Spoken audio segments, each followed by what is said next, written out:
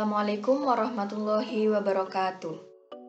Kami dari kelompok 1 akan mempresentasikan review jurnal kami yang berkaitan dengan asesmen hasil pembelajaran. Jurnal pertama yang kami review berjudul Profil Penilaian Hasil Belajar Siswa Berdasarkan Kurikulum 2013. Penelitian ini bertujuan untuk mendeskripsikan profil penilaian hasil belajar siswa berdasarkan implementasi kurikulum 2013 dengan subjek 15 orang guru terdiri dari 5 orang guru SD, 5 orang guru SMP, dan 5 orang guru SMA dengan metode deskriptif kualitatif pendekatan fenomenologi. Data diambil dari angket, wawancara, dan dokumentasi yang kemudian dianalisis dengan metode triangulasi. Dari penelitian tersebut didapatkan beberapa kesimpulan bahwa profil penilaian hasil belajar siswa sesuai dengan kurikulum 2013 dilihat dari 9 aspek penilaian, yaitu ranah penilaian, pelaku penilaian, jenis alat penilaian, bentuk tes, bentuk non-tes, laporan hasil belajar, skala penilaian, waktu penilaian, dan teknik pengumpulan hasil penilaian. Dalam menerapkan asesmen pembelajaran yang sesuai dengan kurikulum 13, guru memiliki beberapa kesulitan. Yang pertama, kurang efisien waktu, karena K13 terdapat 2 aspek ranah penilaian, yakni penilaian pengetahuan dan penilaian sikap.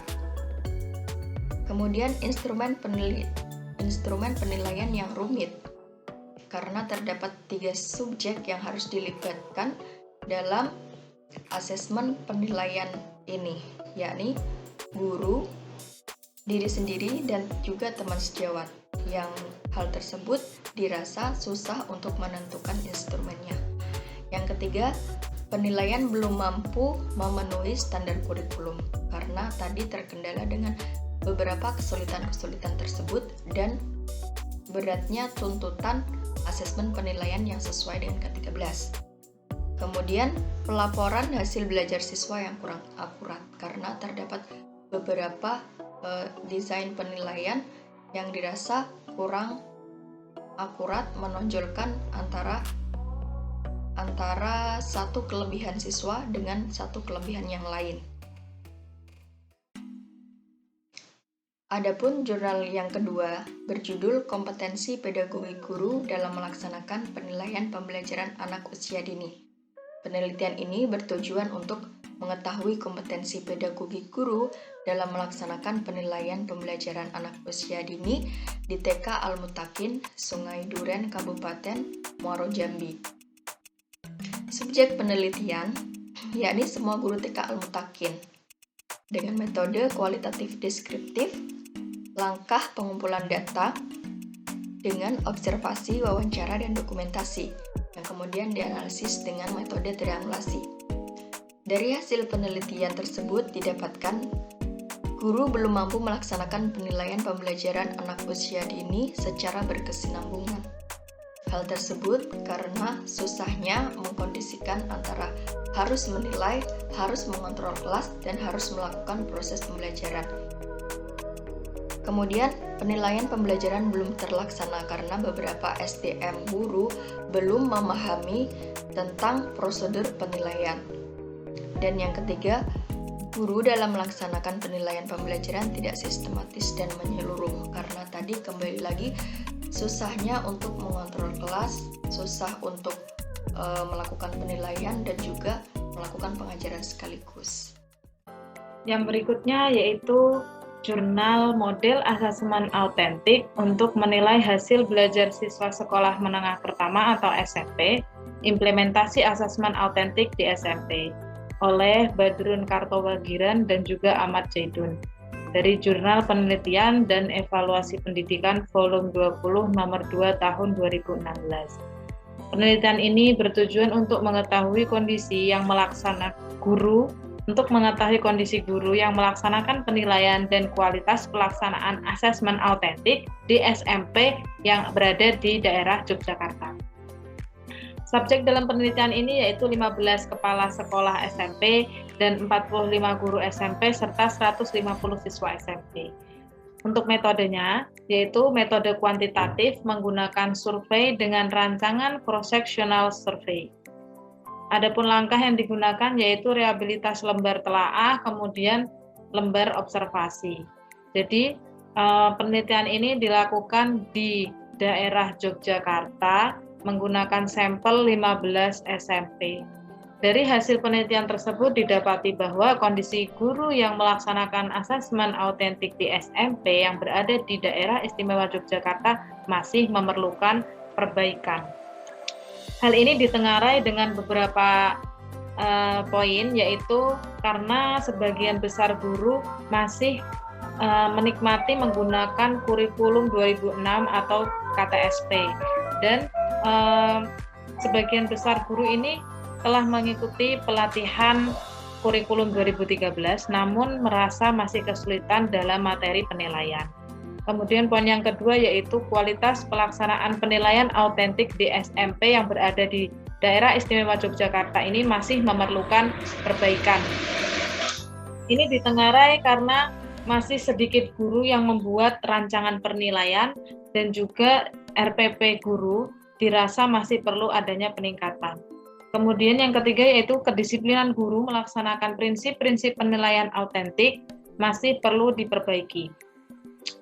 Nah, kemudian jurnal pengaruh penerapan asesmen portofolio proses dalam model inquiry terbimbing terhadap keterampilan berpikir kritis dan hasil belajar biologi siswa kelas 10 SMA Negeri 2 Batu, Malang, oleh Dwi Ayuning Tias dan juga Amit Tenzer.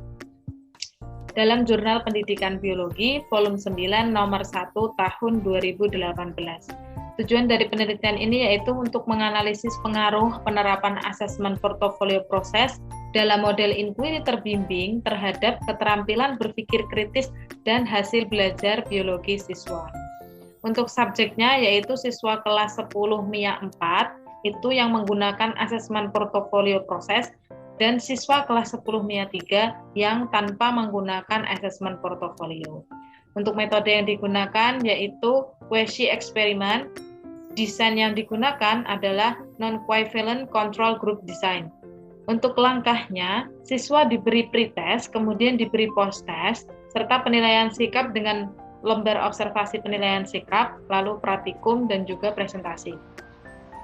Adapun hasil penelitian di sini didapati bahwa terdapat pengaruh positif dari penerapan asesmen portofolio proses terhadap keterampilan berpikir kritis dan juga hasil belajar biologi. Hal ini dibuktikan dengan perbandingan 2 kelas yang menggunakan asesmen portofolio proses dan yang tidak menggunakan asesmen portofolio proses.